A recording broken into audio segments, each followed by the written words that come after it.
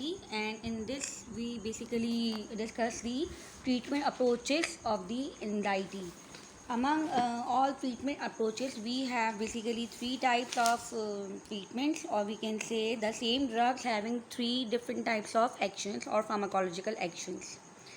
So, anxiolytics are the drugs basically which are used therapeutically to decrease the anxiety, and the same drugs when they producing a sedative effect, a calming effect with little or minor effect on the motor or mental function, and with the minor suppression of the CNS, and it called as the sedatives.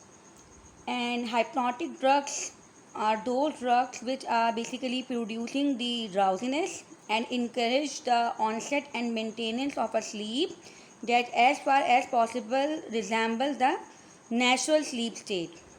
So we can say that hypnotic effects involve more pronounced depression of the central nervous system rather than the sedation, and mostly it can easily achieve by using the sedatives, the same drugs, but simply by increasing the dose.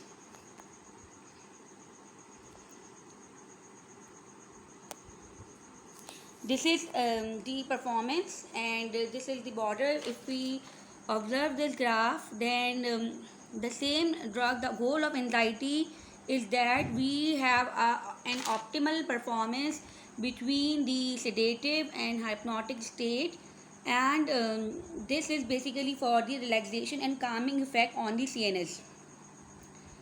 Performance is basically dependence upon the central nervous depression. More profound depression, there will be more nervous breakdown. So anxiety and anxiolytic state is lie in between the sedation and the CNS breakdown.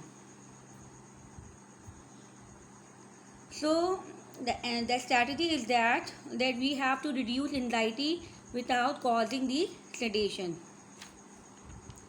The choice of drugs, basically we have the anxiolytics, we have benzodiazepines.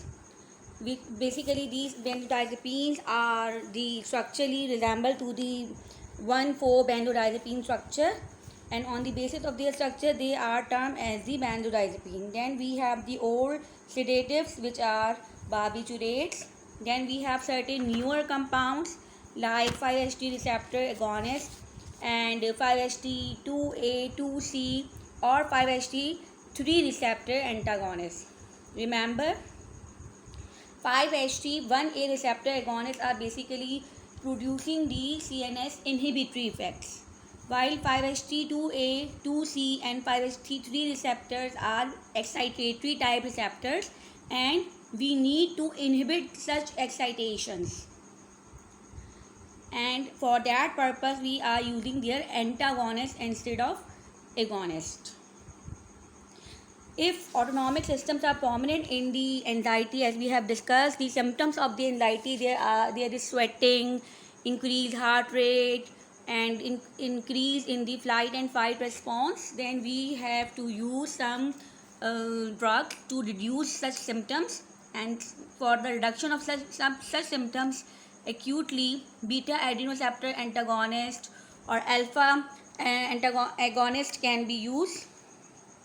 Other drugs, if the person is suffering from the anxiety along with depression, then some drugs which have the antidepressant effects can be used along with such anxiolytic drugs like TCAs, like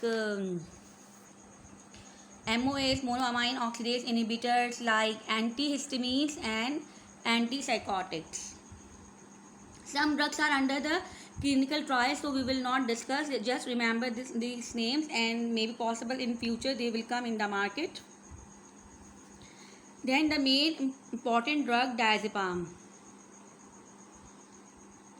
Diazepam is belong to the family of the benzodiazepine, and basically the main purpose of the diazepam is to relieve the anxiety, and it producing a calming effect, and it is a long acting benzodiazepine with the duration which persists up to 24 to 48 hours if only one dose is given.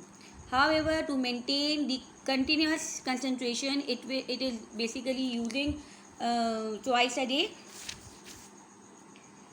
Further indications for the diazepam is the alcohol withdrawal syndrome and the benzodiazepine withdrawal syndromes, muscle spasm because it has muscle relaxing activity, but through the suppression of the centers of the medulla of the brain.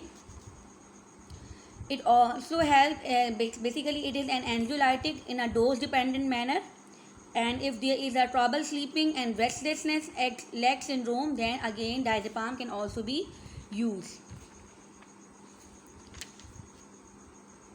There are several side effects of the diazepam, and the most important side effect of the diazepam is the anterograde amnesia, confusion, sedation, ataxia and hangover effect. Ataxia is very difficult to manage, and basically ataxia is responsible for the um, falls in the elderly patient, so it is avoided in the elderly patient.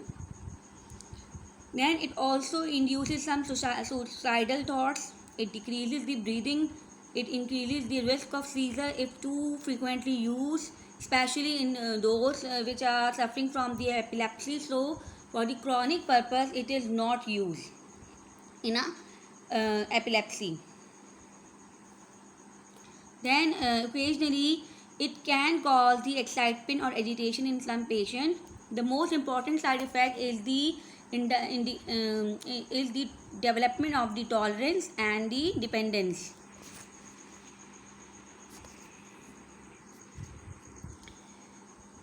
It also